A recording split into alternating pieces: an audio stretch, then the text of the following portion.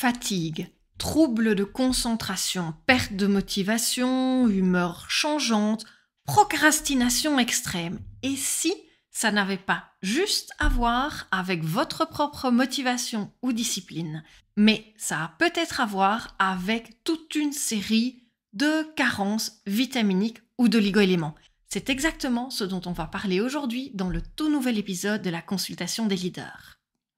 La première carence dont je voudrais vous parler, c'est la carence en vitamine D. Elle est majeure et concerne plus de 70% de la population occidentale, surtout les personnes qui vivent dans le nord, parce qu'elle est intimement liée à l'exposition au soleil.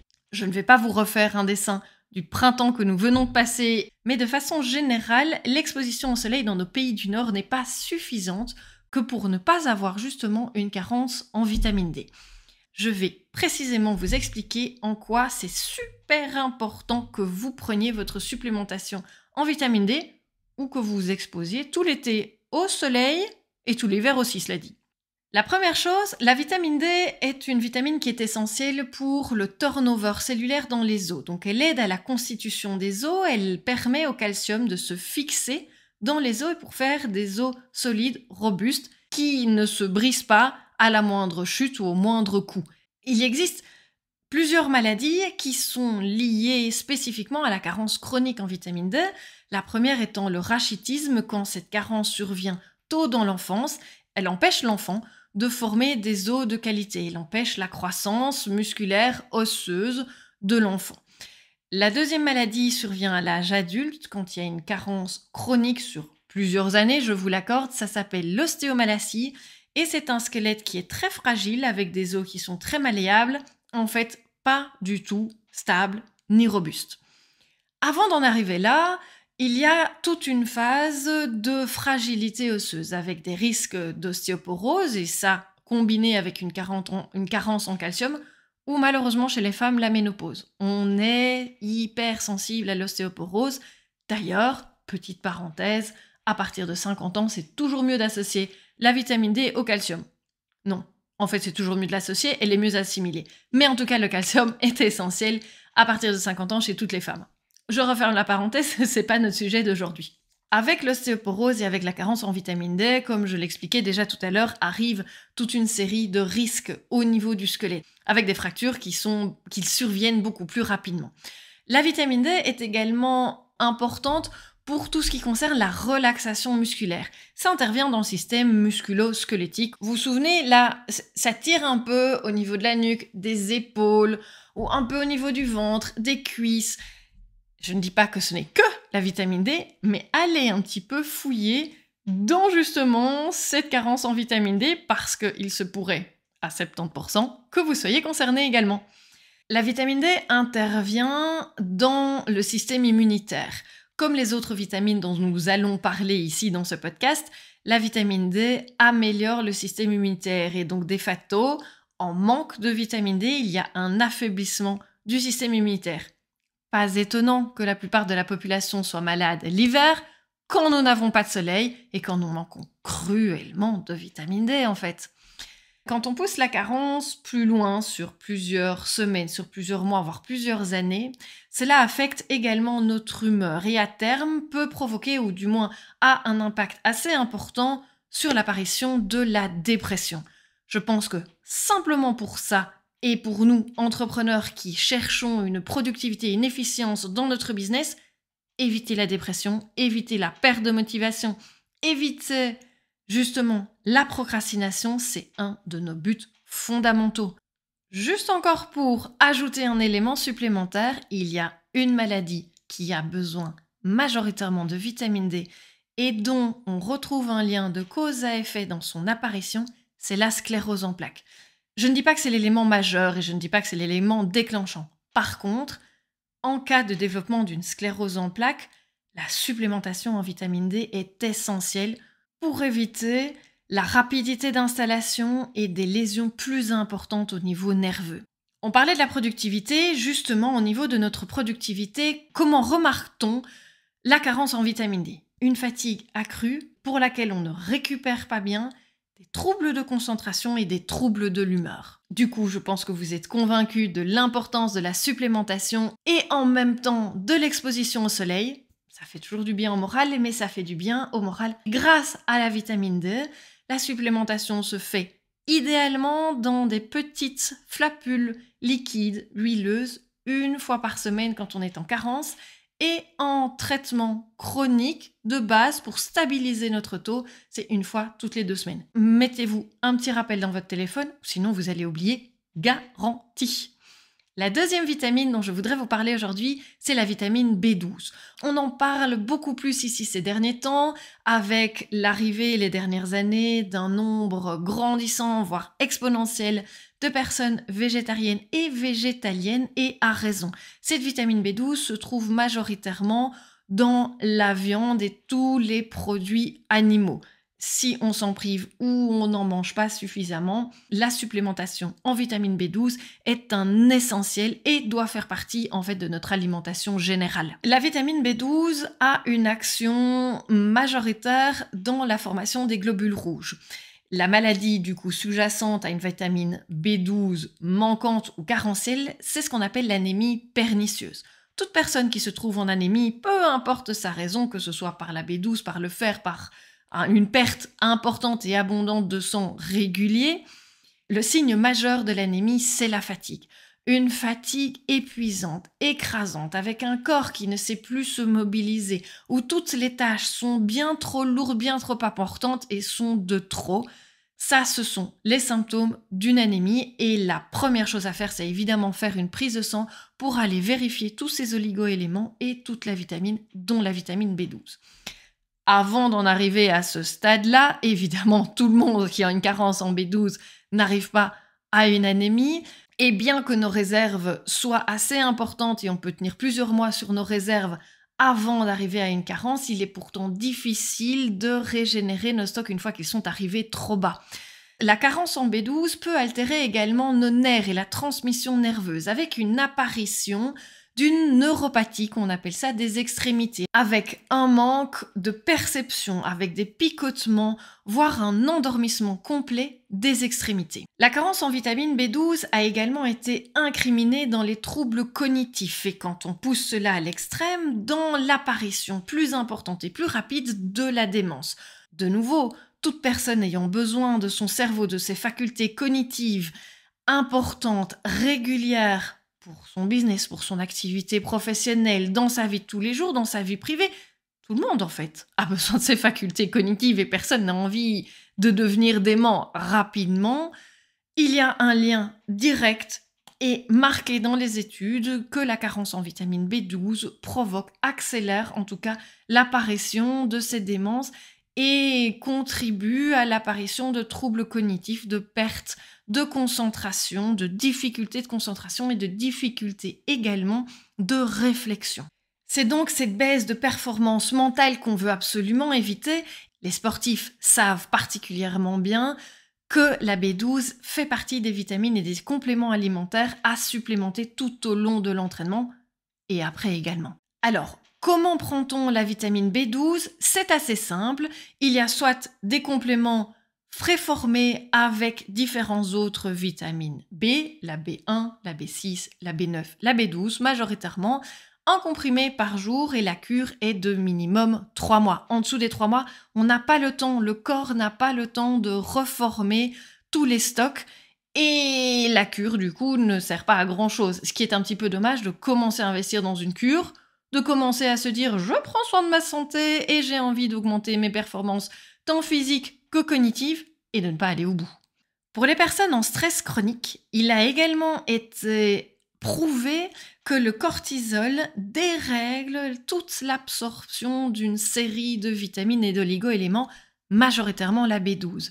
Ce qui veut dire que les personnes en burn-out, les personnes en anxio-dépression, les personnes vivant avec une anxiété, un stress chronique, sont beaucoup plus à risque de manquer de cette vitamine B12. Et l'absorption ne se fait pas bien non plus. L'absorption de la B12 est obligatoirement liée de façon physiologique à une molécule qui est formée dans l'estomac, le facteur intrinsèque. Les personnes qui ont été opérées d'un bypass, par exemple, sont obligées de prendre cette complémentation en B12 avec le facteur intrinsèque lié, combiné, proposé, puisqu'il n'y a plus d'estomac et donc il n'y a plus de production de ce facteur intrinsèque. Si vous avez du coup des problèmes d'absorption parce que vous êtes dans une situation de stress chronique et que vous manquez chroniquement de vitamine B12 sur les différentes prises de sang au moins pendant 6 mois, il est essentiel que vous preniez votre supplémentation avec le facteur intrinsèque et la B12 qui sont combinés. Un autre moyen qui est assez efficace pour bien absorber la vitamine B12 est la vitamine sublinguale. La muqueuse au niveau de la bouche absorbe assez bien, relativement facilement la B12 et donc on évite en réalité tout le passage par l'estomac et on bypass en réalité l'absorption via le facteur intrinsèque. La dernière vitamine dont je voudrais vous parler aujourd'hui, c'est la vitamine C. C'est une vitamine dont on a beaucoup entendu parler, notamment dans le cadre du Covid, puisque ça a été la vitamine qu'on a prescrit en masse et en masse et en masse aux gens qui étaient atteints de Covid. Mais que ce soit un Covid débutant, un Covid léger ou un Covid grave, les patients, même hospitalisés, avaient de la vitamine C. Ça a un effet de stimulateur du système immunitaire. Cela booste énormément, cela favorise le bon fonctionnement du système immunitaire et c'est à ce titre-là qu'on l'a utilisé notamment dans les infections virales du Covid. De facto, alors, la carence en vitamine C provoque un affaiblissement du système immunitaire, cela va de soi. C'est un système immunitaire qui ne sait pas réagir aux infections virales, bactériennes, et du coup, la carence entraîne des maladies beaucoup plus sévères, mais aussi plus longues dans la durée. Posez-vous donc la question, si vous avez été longtemps et plusieurs fois malade cet hiver, s'il n'y a pas une carence en vitamine C qui se cache finalement là derrière. La carence sévère en vitamine C, celle qui va durer de longs mois, de longues années, provoque à terme une maladie qu'on appelle le scorbut. Elle est caractérisée par la fatigue, l'inflammation chronique et notamment les gencives, des douleurs musculaires, articulaires et des saignements sous-cutanés, un petit peu partout. Il n'y a pas que les gencives qui sont atteintes. Et donc c'est une maladie qu'on voit malheureusement encore dans certains pays, notamment dans les pays où l'alimentation est particulièrement déséquilibrée, où l'alimentation n'est pas fournie en quantité suffisante, puisque la vitamine C est majoritairement ingérée par l'alimentation et une alimentation saine et équilibrée avec beaucoup, ou en suffisance en tout cas, de fruits et de légumes. Le dernier rôle que joue la vitamine C sur notre corps, c'est la favorisation de la cicatrisation. Elle fait en sorte que la cicatrisation soit rapide, efficace et belle, que les cicatrices ne soient pas particulièrement visibles sur la peau. Et du coup, en cas de carence, la cicatrisation se fait lentement, se fait difficilement, avec des tissus qui ne sont pas jolis, qui sont moins élastiques, et tout l'ensemble de la peau qui se régénère régulièrement peut être altéré avec la carence en vitamine C.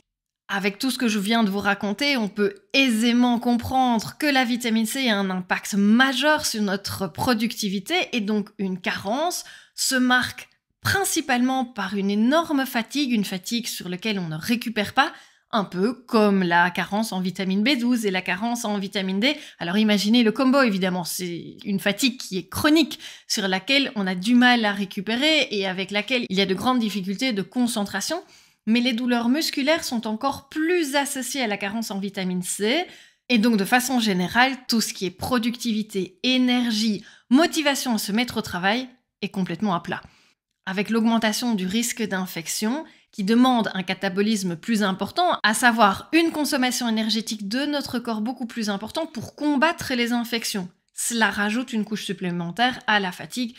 Typiquement, la durée de la supplémentation dure entre 1 mois et 3 mois, avec des doses qui vont de 500 mg à 1 g par jour de vitamine C en une seule prise. Ça se trouve très facilement dans toutes les pharmacies et c'est quelque chose que je vous conseille véritablement de faire en cure au moins 2 fois par an, avant la rentrée de l'hiver et à la sortie de l'hiver, là où le système immunitaire a été mis vraiment à rude épreuve.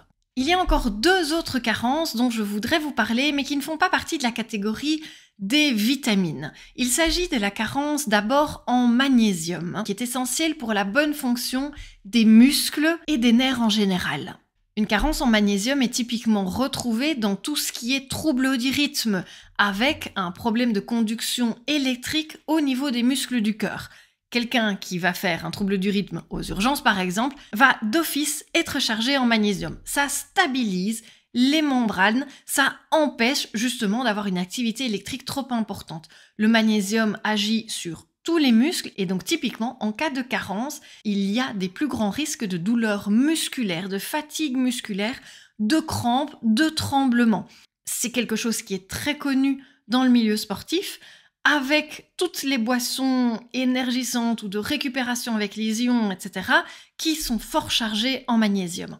Les personnes qui sont atteintes de crampes, la première chose qu'on leur propose, c'est de faire une cure de magnésium. Il y a une autre maladie qui est très sensible au magnésium et qui touche une grande partie de la population, et ça vous est peut-être déjà arrivé, mais ce sont toutes les personnes qui subissent des migraines. Je ne parle pas des maux de tête quand on a trop travaillé et puis qu'on a la tête comme un seau et que ça va pas ces douleurs à la tête comme ça, mais des vraies migraines qui concernent une partie du crâne, qui ont été diagnostiquées par un médecin, qui viennent avec ou sans aura. Bref, je ne vais pas rentrer dans le détail des migraines ici, mais les migraines vraies sont assez sensibles au magnésium et donc se déclenchent beaucoup plus rapidement et beaucoup plus facilement en cas de carence en magnésium. La raison pour laquelle il est très important évidemment de se supplémenter, d'autant plus pour les gens qui ont régulièrement mal à la tête. Parce que le magnésium a aussi une action sur la douleur. Il augmente le seuil à partir duquel on ressent la douleur. Et donc la douleur est en partie un petit peu diminuée. Si une cure de magnésium peut nous permettre de ne pas prendre de médicaments antidouleurs, je pense qu'on a tout à y gagner. Le magnésium, c'est une molécule qui est vraiment très particulière parce que, on vient de le voir, elle a des effets sur le muscle, elle a des effets sur les nerfs, elle a des effets sur le cerveau, elle a également un effet sur l'insuline. Et en cas de carence, il y a une résistance plus importante à l'insuline, ce qui veut dire que l'insuline fait moins bien son travail, on a besoin de produire une quantité plus important d'insuline et cela peut mener en cas de carence chronique et prolongée au développement d'un diabète. Et on se retrouve dans toutes les maladies chroniques ou les maladies silencieuses dont je parlais dans l'épisode précédent. D'ailleurs, je vous invite à aller le réécouter si ce n'a pas encore été fait.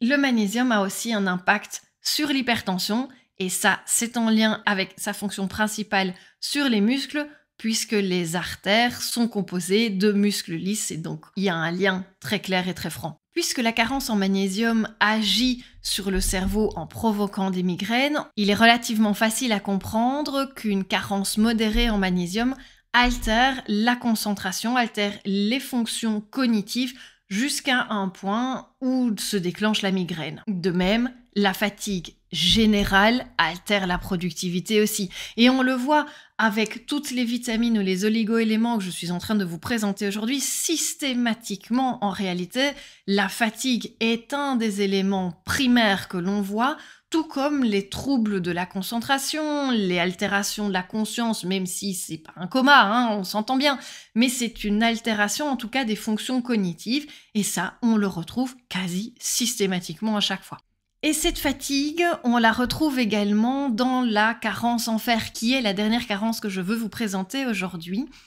La carence en fer, dans sa forme primaire, provoque une anémie. Comme la vitamine B12, ce n'est pas tout à fait le même mode de fonctionnement, mais le fer est important dans les globules rouges pour pouvoir, ça fait partie de la structure du globule rouge, mais pour pouvoir capter l'oxygène et transporter l'oxygène au sein des globules rouges, des poumons, où il se régénère en oxygène, jusque dans les muscles et dans les organes qui ont besoin d'oxygène pour fonctionner. Toutes nos cellules ont besoin d'oxygène, et s'il n'y a pas suffisamment de fer, il n'y a pas suffisamment de globules rouges, et il n'y a donc pas suffisamment d'hémoglobine de façon générale, et donc pas non plus d'oxygène qui arrive dans le reste du corps. C'est plutôt catastrophique. La conséquence évidemment d'une anémie, on l'a vu précédemment, c'est une fatigue, c'est un essoufflement assez important, et ce qui est très rigolo, ou pas vraiment, mais en tout cas c'est une particularité de l'anémie ferriprive, donc avec la carence en fer, c'est qu'on a des goûts alimentaires qui changent. Maintenant, il faut quand même avoir une carence en fer très prononcée pendant un certain temps avec une anémie également prononcée, mais il n'est pas rare du tout. sur un manque en fer chronique de se retrouver avec des gens avec une anémie entre 8 et 9 alors que la normale est au-dessus de 12 pour la majorité de la population. Ça fait une sacrée différence. Le fer est également important, outre son fait de transport d'oxygène au sein des deux globules rouges, pour le système immunitaire. Ça en fait quand même beaucoup finalement, des oligo-éléments et des vitamines qui ont une influence sur le système immunitaire. Ça vaut vraiment la peine de faire un petit check-up pour aller regarder toutes ces carences, parce que si votre système immunitaire est diminué, d'autant plus encore diminué quand vous êtes sous stress, la moindre chose qui va passer dès que vous relâchez un petit peu la tension et que votre système immunitaire n'est pas encore revenu à son état naturel, vous allez vous prendre systématiquement le premier virus qui passe. Et là, du coup, la productivité, quand on est malade, vous et moi comprenons bien que ce n'est pas possible de travailler quand on est dans le fond de son lit. De façon générale, la carence en fer a un impact tant au niveau physique, sur l'endurance, sur l'essoufflement, majoritairement, on voit vraiment, sans même qu'il y ait une anémie qui se développe, que tout ce qui est capacité physique, endurance du corps est diminué. Et de nouveau, on se retrouve avec des troubles cognitifs ou des troubles de concentration, avec une lenteur d'idéation, comme on appelle ça, comme on l'a retrouvé avec toutes les autres vitamines et le magnésium également. La supplémentation en fer est celle qui demande le plus de temps. On l'absorbe difficilement. On peut avoir des troubles digestifs à cause de ça, surtout si on l'en prend sur un long cours. Et fait tout à fait rigolo, mais très typique, les selles deviennent complètement noires. Donc, surtout, ne pas paniquer, ne pas se dire qu'on a du sang dans les selles ou quoi que ce soit. C'est simplement le fer qui s'évacue puisqu'on n'a pas la possibilité d'absorber énormément du fer que l'on prend. Alors me direz-vous, pourquoi est-ce qu'on en prend si on l'absorbe pas ? On l'absorbe quand même en plus grande quantité quand on le prend sous forme de complément que si on ne prenait pas de complément du tout. Par contre, la supplémentation doit avoir lieu entre minimum 3 mois jusqu'à 6 mois pour récupérer et régénérer un taux de fer constant et ne pas avoir juste un petit pic à la prise de sang avant de se cracher de nouveau. Ce sont des stocks qui mettent du temps à se régénérer, tout comme la vitamine B12 en fait. Fait très intéressant et qui va très probablement vous convaincre de combiner en fait les différentes supplémentations parce que le fer associé à la vitamine C est mieux absorbé et donne clairement moins mal à l'estomac quand on le prend. Et moins de diarrhée aussi. Par contre, les selles restent noires. Voilà. En tout cas, l'association de plusieurs complexes de vitamines, d'oligo-éléments pour combler toutes les carences de façon générale est très intéressante et ce sont des choses qui peuvent être prises en cure de façon régulière, 2-3 fois par an. C'est évidemment en fonction de vos carences propres, c'est quelque chose qui doit être vérifié dans la prise de sang avec votre médecin traitant. Maintenant, les vitamines, il y a très peu de risques si vous faites une cure d'1 mois, 2 mois, 3 mois, que vous soyez en surdosage. Il faut faire un petit peu plus attention avec le magnésium et le fer, mais faire une cure d'1 mois pour être sûr que tous les stocks remontent ne fait jamais vraiment tort. Voilà en ce qui concerne les carences les plus régulières. On pourrait parler encore de plein d'autres carences possibles et imaginables. Il y a le zinc, il y a le cuir, il y a le sélénium. Il y a plein d'éléments qui rentrent en ligne de compte pour notre homéostasie et pour que notre corps fonctionne correctement. On pourrait également parler de la carence en fibres ou en protéines qui est liée à l'alimentation. Mais je pense que déjà, avec tout ça, vous avez un bon aperçu des carences majeures et sur lesquelles vous avez clairement un impact. Je ferai probablement un autre épisode de podcast qui amènera une dimension plus nutritionnelle et on parlera notamment des protéines, des fibres qui sont aussi des éléments essentiels et qui interviennent dans plein de processus homéostatiques du corps. Bref, ce n'est pas pour aujourd'hui. Concentrez-vous déjà sur les carences que vous allez pouvoir régler. Il existe en plus dans le commerce beaucoup de compléments alimentaires regroupés avec ces vitamines, avec le magnésium, avec le fer. Regardez, je ne suis pas payée par les firmes pharmaceutiques, donc je ne vais pas vous donner ici de nom. Vous pouvez faire votre marché, vous pouvez regarder. Le principal, c'est d'avoir le dosage suffisant et surtout la durée suffisante. Sur ce, je vous souhaite une bonne journée et à bientôt pour un prochain épisode.